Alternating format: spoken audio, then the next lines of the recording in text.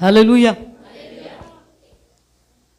ಮರುದಿನ ಅವರು ಬೇಥಾನವನ್ನು ಬಿಟ್ಟು ಬರುತ್ತಿರುವಾಗ ಆತನು ಅಂದರೆ ಯೇಸು ಹಸಿದನು ಮತ್ತು ಎಲೆ ಬಿಟ್ಟಿದ್ದ ಒಂದು ಅಂಜೂರದ ಮರವನ್ನು ದೂರದಲ್ಲಿ ಕಂಡು ಅದರಲ್ಲಿ ತನಗೇನಾದರೂ ಹಣ್ಣು ಸಿಕ್ಕಿತೆಂದು ಅಲ್ಲಿಗೆ ಹೋದನು. ಅದರ ಹತ್ತಿರಕ್ಕೆ ಬಂದಾಗ ಅದರಲ್ಲಿ ಬರೇ ಎಲೆಗಳನ್ನೇ ಹೊರತು ಮತ್ತೇನು ಕಾಣಲಿಲ್ಲ. ಅದು ಅಂಜೂರದ ಹಣ್ಣಿನ ಕಾಲವಲ್ಲ. ಆಗ ಯೇಸು, ಈ ಮರಕ್ಕೆ ಇನ್ನು ಮೇಲೆ ಒಬ್ಬರು ನಿನ್ನಲ್ಲಿ ಹಣ್ಣನ್ನು ಎಂದೆಂದಿಗೂ ತಿನ್ನದ ಹಾಗಾಗಲಿ ಎಂದು ಹೇಳಿದನು. ಆತನ ಶಿಷ್ಯರು ಅದನ್ನು ಕೇಳಿದರು. ಪ್ರತಿ ಸಾಯಂಕಾಲವೂ ಯೇಸುವು ಆತನ ಶಿಷ್ಯರು ಪಟ್ಟಣವನ್ನು ಬಿಟ್ಟು ಹೊರಗೆ ಹೋಗುತ್ತಿದ್ದರು. ಬೆಳಗ್ಗೆ ಅವರು ಬರುತ್ತಿರುವಾಗ ಆ ಅಂಜೂರದ ಮರವು ಬುಡದಿಂದಲೂ ಒಣಗಿ ಹೋಗಿರುವುದನ್ನು ಕಂಡರು. ಆಗ ಪೇತ್ರನು ಇಂದಿನ ದಿನದ ಸಂಗತಿಯನ್ನು ನೆನೆಸಿಕೊಂಡು ಆತನಿಗೆ, ಗುರುವೇ, ಇಗೋ, ನೀನು ಶಾಪ ಕೊಟ್ಟ ಅಂಜೂರದ ಮರವು ಒಣಗಿ ಹೋಗಿದೆ ಎಂದು ಹೇಳಿದ್ದಕ್ಕೆ ಯೇಸು ಹೇಳಿದ್ದೇನೆಂದರೆ, ನಿಮಗೆ ದೇವರಲ್ಲಿ ನಂಬಿಕೆ ಇರಲಿ. ನಿಮಗೆ ಸತ್ಯವಾಗಿ ಹೇಳುತ್ತೇನೆ, ಯಾವನಾದರೂ ಈ ಬೆಟ್ಟಕ್ಕೆ ನೀನು ಕಿತ್ತುಕೊಂಡು ಹೋಗಿ ಸಮುದ್ರದಲ್ಲಿ ಬೀಳು ಎಂದು ತನ್ನ ಮನಸ್ಸಿನಲ್ಲಿ ಸಂಶಯ ಪಡದೆ ತಾನು ಹೇಳಿದ್ದು ಆಗುವುದೆಂದು ನಂಬಿದರೆ ಅವನು ಹೇಳಿದಂತೆ ಆಗುವುದು. ಆದ ಕಾರಣ ನೀವು ಪ್ರಾರ್ಥನೆ ಮಾಡಿ ಏನನ್ನು ಬೇಡಿಕೊಳ್ಳುತ್ತೀರೋ ಅದನ್ನೆಲ್ಲ ಹೊಂದಿದವೆಂದು ನಂಬಿರಿ, ಅದು ನಿಮಗೆ ಸಿಕ್ಕುವುದೆಂದು ನಿಮಗೆ ಹೇಳುತ್ತೇನೆ. ಇದಲ್ಲದೆ ನೀವು ನಿಂತುಕೊಂಡು ಪ್ರಾರ್ಥನೆ ಮಾಡುವಾಗೆಲ್ಲ ಯಾರ ಮೇಲೆ ಏನಾದರೂ ವಿರೋಧವಿದ್ದರೆ ಅದನ್ನು ಅವರಿಗೆ ಕ್ಷಮಿಸಿರಿ. ಕ್ಷಮಿಸಿದರೆ ಪರಲೋಕದಲ್ಲಿರುವ ನಿಮ್ಮ ತಂದೆಯು ಸಹ ನಿಮ್ಮ ತಪ್ಪುಗಳನ್ನು ಕ್ಷಮಿಸಿಬಿಡುವನು ಅಂದನು. ಪರಿಶುದ್ಧ ಆತ್ಮದೇವರು ಈ ಬೆಳಗಿನ ಜಾವದಲ್ಲಿ ನಿನ್ನ ಸಂಗಡ ಮಾತನಾಡುತ್ತಾ ಇದ್ದಾನೆ. ಇಲ್ಲಿ ಈ ವಿಷಯ ಏನಂದರೆ, ಅಂಜೂರದ ಮರವನ್ನು ಆತನು ಹಸಿದ್ದಾನೆ. ಯೇಸು ಸ್ವಾಮಿ ಹಸಿವೆಗೊಂಡಿದ್ದಾನೆ. ಆ ಮರವನ್ನು ಹುಡುಕುತ್ತಾ ಬರುವಾಗ ಅಲ್ಲಿ ದೂರದಲ್ಲಿದ್ದ ಮರವನ್ನು, ಅಂಜೂರದ ಮರವನ್ನು ನೋಡಿ ಹತ್ತಿರಕ್ಕೆ ಹೋಗಿ ಒಂದಾದರೂ ನನಗೆ ಸಿಗಬಹುದು ಅಂತೇಳಿ ಹುಡುಕುತ್ತಾ ಇದ್ದಾನೆ. ಏನು ಹುಡುಕುತ್ತಾ ಇದ್ದಾನೆ ಹೇಳಬೇಕು, ಗಟ್ಟಿಗೆ ಮಾట్లాಡೋಣ. ಅಂಜೂರದ ಹಣ್ಣು. ಈ ಅಂಜೂರದ ಹಣ್ಣು ಮತ್ತು ಬರೀ ಎಲೆಗಳನ್ನು ಹೊರತು ಮತ್ತೇನು ಕಾಣಲಿಲ್ಲ. ಅಂದ್ರೇನು? ಹಣ್ಣುಗಳಲ್ಲದೆ ಇನ್ನೂ ಏನೋ ಆ ಕೊಂಬೆಯಲ್ಲಿ ಅಡಗಿಕೊಂಡಿದೆ. ಅದನ್ನು ಸಹ ಆತನಿಗೆ ಸಿಗಲಿಲ್ಲ. ಮತ್ತೇನು ಕಾಣಲಿಲ್ಲ, ಬರೀ ಎಲೆ. ಪ್ರಿಯ ದೇವರ ಮಕ್ಕಳ, ದೇವನನ್ನು ಎಚ್ಚರಿಸ್ತಾ ಇದ್ದಾನೆ.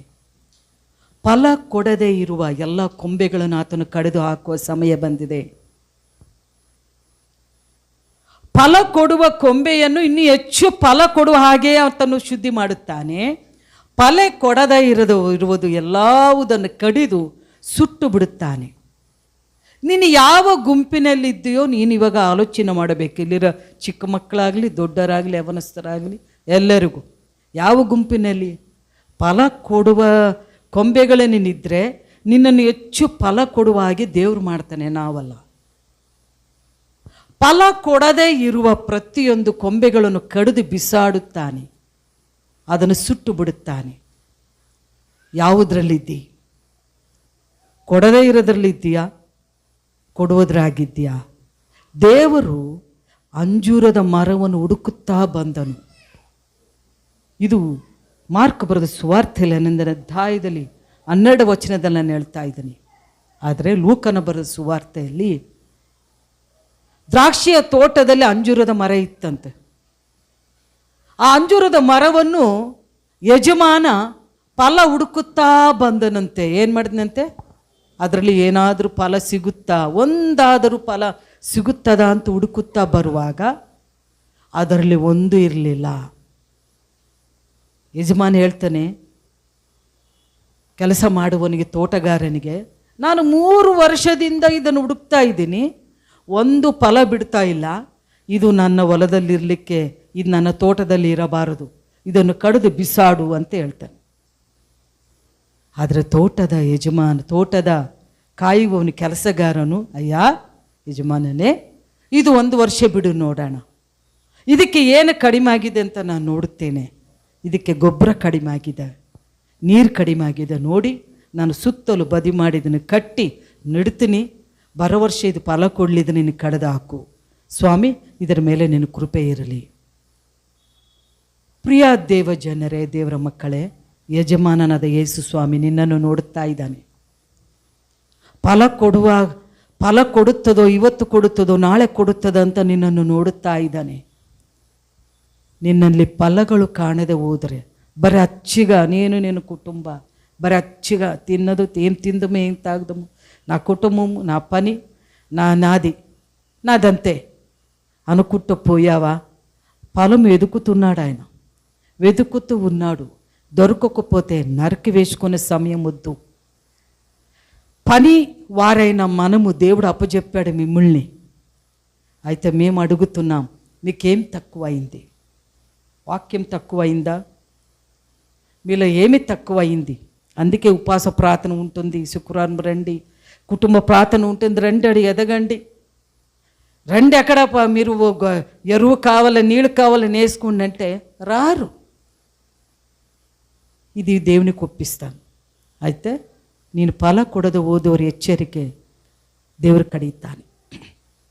ಇರೋ ಎಲೆಗಳೆಲ್ಲ అందుకే ఫల బిట్టాగా నబుకద్నెజరు ఉన్నారు కదా, బాగా ఎత్తైన చెట్టు పైకి వెళ్ళాడంట. పైకి వెళ్ళంటే ఒకరోజు కలబడిందంట అతనికి. ఏమి ఈ చెట్టు బాగా ఎదిగిపోయిందంట, పూలు రమ్ము కొమ్మలు అన్నీ ఉందంట. ఆకాశంలో ఒక శబ్దం వస్తుందంట, ఈ ఆకులు రానియండి, ఈ ఫలము పడేసియండి, ఈ చెట్టు నరకండి, మొద్దు మాత్రం ఉండాలి అని స్వరం వచ్చిందంట. అర్థం కాలేదంట నబుకద్నెజరుకి. సరే వాళ్ళు చెప్తారు, వీళ్ళు చెప్తారు, ఎవరు చెప్పలేదు. అయితే దానియేలుకు ఈ వార్త చెప్తాడనమాట వివరించి, రాజు ఈ కళ శత్రువు కవ్వని నీకు అవ్వకూడదు అని. ఏంటయ్యా ఏంటి పడింది చెప్పు. అయ్యా ఇది నిన్ను గురించి దేవుడు మాట్లాడుతున్నాడు. ఆ చెట్టు నువ్వే, నువ్వు బాగా ఎదిగావు, అభివృద్ధి చెందావు, బాగా ఫల రమ్ములు కొమ్ముగా బాగా దేవుడు ఎత్తాయిగా నిన్ను పెట్టాడు. చూసే వాళ్ళందరూ అబ్బాయి ఎంత ఆశీర్వదింపబడ్డారు, ఎంత బాగున్నారు, ఇల్లు వాకులు బాగున్నాయి, బాగుంది, తల్లి పిల్లలు ఉన్న అంటారు. అయితే నీలో గర్వం ఉంది, నీలో మొండి ఉంది, నీలో ఎదురుంది, నీలో తగ్గించుకునే స్వభావం లేదు, నీలో కోపం ఉంది, నీ నోటికి ఇష్టం వచ్చినట్టు నువ్వు మాట్లాడుతున్నావు. అందుకే ఈ ఒక చెట్టు నరికివేయండి, పూలు రమ్ము కొమ్మలు అన్నీ పడేయండి అన్నప్పుడు, రాజు గురించి హెచ్చరిస్తున్నప్పుడు సరిగా 11 నెల అవుతుంది. సరిగా దేవుడు హెచ్చరిస్తూ ఉంటాడు. అయితే రాజు తన మనసు తిప్పుకోలేదు. సరిగా 1 సంవత్సరం జరగలేదు, అవ్వాల్సిందే, ఇది కలగవలసిందే. దేవుడు అవకాశం ఇస్తాడు మనకు, దేవుడు మాట్లాడతాడు, హెచ్చరిస్తాడు. మనం తిరగకపోతే పడతాం, జాగ్రత్త. పడాలా? పడితే మరి లేసేది ఎప్పుడు? నబుకద్నెజరు రాజు పడినప్పుడు 7 ఏండ్లు పట్టింది లేయడానికి. తాను గుర్తించలేకపోయాడు, పిచ్చివాడిగా అయ్యాడు, భ్రష్టుడిగా అయ్యాడు. గర్వముతో అసలు ఎందుకు ఉన్నాను, ఎవరు ఏమనుకుంటారు నా గురించి. అరే, ఒక్కొక్క మనుషులు ఆ విధంగా ఉంటారనమాట. అసలు జ్ఞానం ఉంది వీడికి, అసలు తెలివింది ఏమికి, బుద్ధి ఉందో, చూసేవాళ్ళు ఏమనుకుంటారు, అసలు ఈమె ఏ స్థితికి ఉందని తెలియదు, ఏమికి ఎలా ఉందని తెలుదా, నాదేమిలే, నాది నాకే, ఎవరు అనుకుంటేమి అని వెళ్తున్నావు కదా. దేవుడు అలా పెట్టలేదు. చూసే వాళ్ళందరూ అబ్బా దేవుని ఆస్వాదింపబడిన కుటుంబము అని, నాటబడిన మా కొమ్ము, నాట వల్లే ఫలించే ఖర్జూర వృక్షం వల్లే దేవుడు నిన్ను పెట్టాడు. నిన్ను చూసి ఆశ్రయించుకోవడానికి దేవుడు పెట్టలేదు. ఆ విధంగా నేను జీవించాలి. నువ్వు నా కుటుంబం నాది అంటే నేను పచ్చగుంటాను అని అంటే ఆకులు రాలుతాయి, జాగ్రత్త. కొమ్ములు నరకబడతాయి, జాగ్రత్త. ఉన్న ఫలం కూడా వెళ్ళిపోతుంది, జాగ్రత్త. సరిగ్గా 11 నెలలు అయినప్పుడు రాజు మిద్దికి వెళ్ళాడంట. నేను కట్టించిన ఈ మహా గొప్ప బాబేలుపురము నా ద్వారా నిర్మించాను. చాలామంది చెప్తాను, నేను కట్టాను, నేను అదే నిన్ను పాడు చేస్తుంది, అదే నిన్ను పురుగు పెట్టింది, అదే నిన్ను మింగి మింగి వేస్తుంది. ఎవరు చేశారు? దేవుడు నా ద్వారా, అనేక దేవుడు భక్తుల ప్రార్థన ద్వారా, ప్రవక్తుల ప్రార్థన ద్వారా, సేవకుల ప్రార్థన ద్వారా, అవునా, అనేక దేవుని బిడ్డల ప్రార్థన ద్వారా నీ విధంగా ఎదిగానంటే ఎట్లుంటుంది? అవునా? ఆయన ఎదగడానికి అనేక అక్కడ యహూదులు అనేక మంది దేవుని పిల్లలు ఉన్నారు. వాళ్ళ కష్టార్జితం ఉంది. వాళ్ళ కన్నీరు కార్చిన ఆ పట్టణ క్షేమ కొరకు ప్రార్థించిన ఎంతోమంది భక్తులు అక్కడ ఉన్నారు. నేను కట్టించాను నేను అన్నాడు. నిజంగా స్వరం వచ్చింది. ఇప్పుడు నరకండి. ఇప్పుడు పైనుంచి కింద పడ్డాడు. ఎవరైతే చూడడానికి అబ్బాబ్బా భలే ఉంది, చాలామందిగా భలే ఉంది, ఇల్లు భలే కట్టారు ప్లాన్తో, అబ్బాబ్బా ఇది భలే ఉంది, ఇది ఎక్కడ లేదు, నేను చూడలేదు, అలా కట్టారు, ఆ ఇంట్లో కన్నా మన ఇంట్లోనే బాగుండాలి అని అన్నీ తెచ్చుకుంటాం కదా. అన్నీ తెచ్చుకొని వాళ్ళకన్నా మేము ఉండాలి. అక్కడ రేట్లు ఎక్కువైతే తక్కువైతే నా ఇంట్లో రేట్ ఎక్కువ ఉండాలి.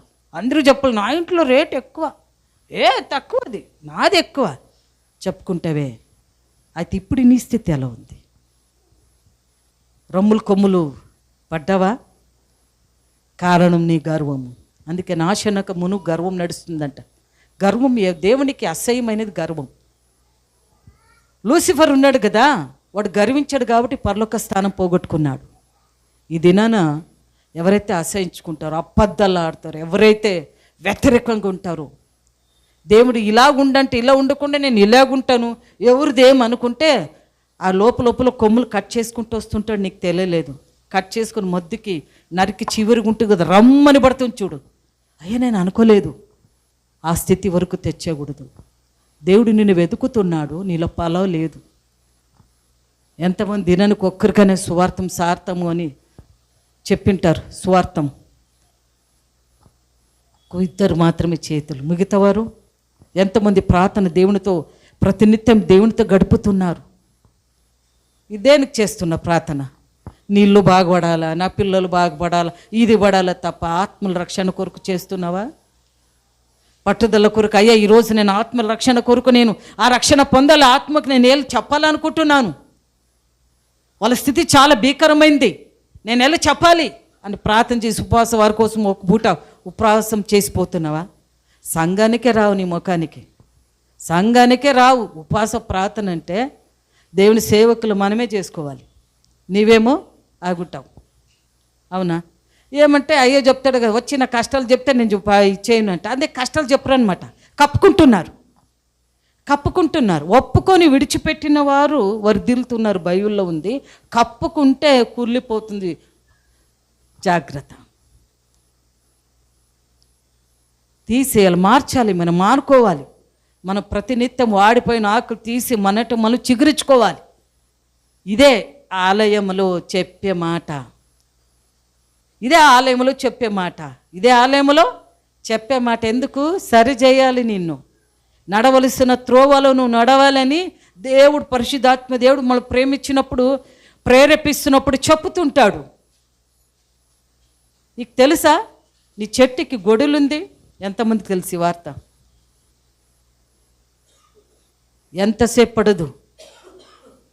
కృపకాలం దేవుడు నీ కోసము దైవజనులు ప్రార్థిస్తున్నారు, దేవుని భక్తులు ప్రార్థిస్తున్నారు. ఉపవాస ప్రార్థనలో ప్రతి కుటుంబ కొరకు ప్రతినిత్యము మేము ప్రార్థిస్తాం. అయ్యా ఎవరింట్లో ఏ వార్త వినకూడదు, ఎవరింట్లో నేనేది ఇది ఉండకూడదు, అందరిని బాగుపెట్టు. నీవేమో ఫలం ఇవ్వకుండా పచ్చగా వెళ్తున్నావు. అయితే దేవుడు నిన్ను వెతుకుతున్నాడు, జాగ్రత్త. ఆయన నిన్ను చూస్తున్నాడు. నీలో నువ్వు ఫలం ఇవ్వాలనే దేవుడు నిన్ను పెట్టాడు. నువ్వు చెప్పే తీరాలా, ఫలం ఇచ్చే కొంబగాను ఉండాలి, వృద్ధి చేసుకోవాలి, అభివృద్ధి చెందాలి, ప్రార్థనల వాక్యములను ఎదగాలి. ఎదుగుతూ ఉన్నప్పుడు తెలియక అనేక విషయాలు దేవుడు నీతో మాట్లాడతాడు. అదే లేదే, అదే నీలో లేదే. ఎలా?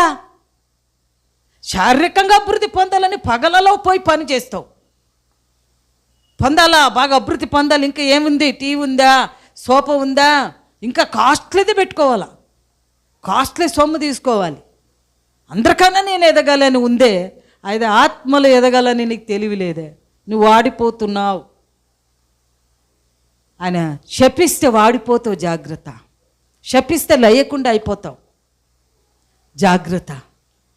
నేను అనేక కుటుంబాలకు హెచ్చరించాను, ఇప్పుడు చెప్పను, మీకు తెలిసి నాకు వచ్చిన కళ వచ్చినా, నాకు దేవుడు చెప్పిన మాటలను ఎందుకు, నీలో తీసుకునే మనసు లేదు గనక. నేను ఒకరికి చెప్పింటే, నేను మన జ్ఞాపకం చేస్తుంటాను, వాళ్ళకి నేను చెప్పాను, దేవుడు నాకు దర్శనం ఇచ్చాడు, బాబు నువ్వు పైన ఒకటే పచ్చగున్న, కింద కుళ్ళిపోతూ ఉంది. ఓ పచ్చగా ఏది ఇది వరిగడ్డి ನೆಲ್ಲು ಹಾಕ್ತಾರಲ್ಲ, ಅದು ಮೇಲೆ ಹಸಿರು ಐತೆ, ಕೆಳಗೆಲ್ಲ ಕೊಳ್ತೋಗುತ್ತೆ, ನೋಡೋಕ್ಕೆ ಚಂದ ಐತದು, ಆದರೆ ಅದರಲ್ಲಿ ಕಾಳಿಲ್ಲ, ಅದು దొడ్డదాగలిಲ್ಲ. నేను అన్నాను, హెచ్చరించాను, ఈ అమ్మకి ఇట్లాంటివే కళ వస్తాయి అని అనేకులు చెప్పుకొని తిరిగారు. ఒకరోజు వచ్చింది, వాళ్ళ ఇల్లు వాకులు అన్నీ అమ్ముకొని పడ్డారు. అప్పు చేసి అమ్ముకొని వెళ్ళిపోయారు ఊరిడిచి. జాగ్రత్త, నువ్వు ఆ స్థితికి రాకూడదు. దేవుడు నిన్ను పెట్టాడంటే ఫలించే కొమ్మగా నిన్ను పెట్టాడు. నాకు ఎవరు చెప్పట్లేదులే, గర్జించలేదు, ఇలా చెప్పితే ముఖం తిప్పుకొని పోతారు. Okay, I don't care. అయితే దేవుడు ఏం చెప్పాడు, నేను హెచ్చరిదు, నువ్వు బతకాలనేది. గాయపరిచేవారు మేలు కోల్తారంట, ముద్దుగా పెట్టేవారు శత్రువులు వాళ్ళు నిన్ను పట్టిస్తారు. అయితే నేను అయ్యా గాయపరుస్తూనే ఉంటాం. ఎందుకు కొమ్మికి నరకుతాం, ఎందుకు చెప్పు? పోయిన వాళ్ళందరికీ పొడుస్తుంటుంది.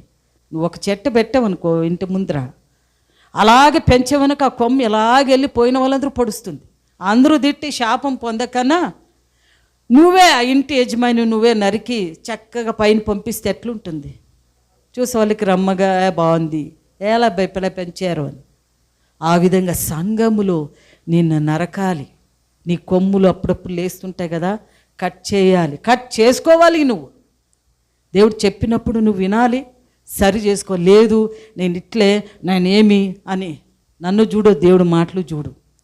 దేవుడు నీతో మాట్లాడుతూ హెచ్చరిస్తున్నాడు, వెతుకుతూ ఉన్నాడు. ఫలమేమి కనపడకపోతే మరి ఏం లేదంట దాంట్లో. అంటే ఏంటి? కప్పుకునింది అంతే, ఆకు లోపల కొమ్ములు సరిగా లేవు, లోపల ఎముకలు సత్వం లేదు. చూడండి, కొంతమంది మీరు చూస్తారు లేదో, లోపలంతా ఎముకలు కూలిపోయి ఉంటుంది, లోపలంతా వ్యాధి నింటుకుంటూ ఉంటుంది. పైన మాత్రం మంచి బట్టలు వేసుకొని మంచిగా ఉండి బాగా మరి ఎవరేమనుకుంటారని ఇట్లుంటారు. లోపలది వాళ్ళకి తెలుస్తుంది. అయితే దేవుడు నిన్ను వెతుకుతున్నాడు, ఫలమిచ్చే కొమ్మగా దేవుడు నిన్ను పెట్టాడు. బారుక్ ఇంపాక్ట్ సంఘము ఎదగడానికి, పునఃస్థాపించడానికి, తిరిగి మరలా పొందుకొని నువ్వు ఎదగడానికి దేవుడు ఈ సంఘాన్ని పెట్టాడు గనక నువ్వు ఎదుగు, తిరుగు. ఒక నిమిషం కళ్ళు మూసుకో, నీ చేతులు పైకెత్తుకొని, నాకు అనుకుంటా నీ దేవుడు నీతో మాట్లాడుతున్నాడని చెప్పు. అవునయ్యా, నన్ను క్షమించు. అయితే ఏం తీర్మానం చేసుకుంటున్నావు? దేవుడు నిన్ను వెతుకుతున్నాడు సుమా, వెతుకుతూ ఉన్నాడు, నిన్ను చూస్తున్నాడు. నీలో కనపడుతుందా? ఈరోజు వస్తుంది, రేపు వస్తుంది, చూస్తున్నాడు. ప్రార్థన జీవితము కానీ, వాక్యములు ఎదుగుదల కానీ, సువార్తము చెప్పడే విషయములు కానీ, ఆత్మీయ నీతియంగా బతుకుతున్నావా? అబద్ధాలాడుతున్నావా? నీ నోరు ఎలా ఉంది? నీ మనసు ఎలా ఉంది? నీ ఆలోచన ఎలా ఉంది? నీ నడక పడక, నీ ప్రవర్తన ఏ విధంగా ఉంది? వాటన్నిటి కొరకు నువ్వు పశ్చాత్తపడి దేవునితో క్షమాపణ కోరు. మాట్లాడాలి గట్టిగా. ప్రభా, నువ్వు నాకేమి చెప్పావు అవన్నీ చెప్పాను యేసయ్య.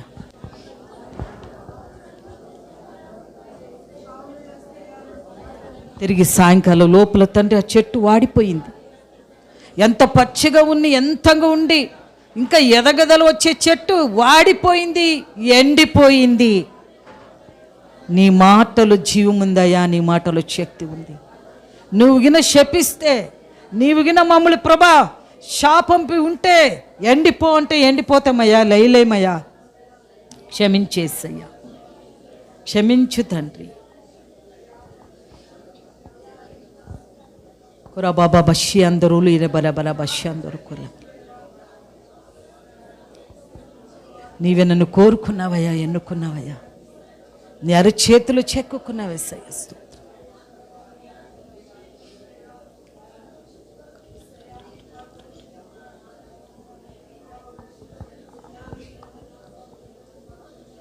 పరిశుద్ధుడా, ప్రేమిడ, మహాగణుడ, స్తోత్రమైన నీవేదైతే మాట చెప్పానయ్యా, తీసుకున్న ప్రతి హృదయంలో తండ్రి క్షమించండి. వాడిప్పుడు పోకూడదయ్యా, ఎండిపోకూడదు, ఫలించే కొమ్మగా మార్చండి. మార్చండి యేసయ్య. ఇదొక్క సంవత్సరం తండ్రి వీళ్ళని వదలండి యేసయ్య. ఈ రోజు నుండి వాళ్ళు తీర్మానం చేసుకున్నారు యేసయ్య. నువ్వు చూస్తున్నావు. ప్రతి హృదయ నేత్రలు తెరవండి. నువ్వు మాట్లాడిన మాటలు పెట్టి వందనాలు చెల్లిస్తూ, అబద్ధ క్రియలు, సాతాను తలంపులు అనే క్రియ శపించి విరిగొడుతున్నాను. ఎదురు మొండి ఆత్మని గద్దిస్తున్నాను, గర్వించి ఆత్మని గద్దిస్తున్నాను. శత్రుకోట గోడలు కూల్పి వేస్తున్నాను, సంఖ్యలు కట్లు విరిగొడుతున్నాను. ప్రతి వ్యాధి తొలగిపోయి యేసునామమున స్వస్థపరచండి, విడుదలనివ్వండి యేసయ్య. స్తోత్రం. ఈ మాటలకు వందనాలు చెల్లిస్తూ సాక్షి చెప్పేవారిని దీవించమని యేసుని విడుచున్నాం తండ్రి.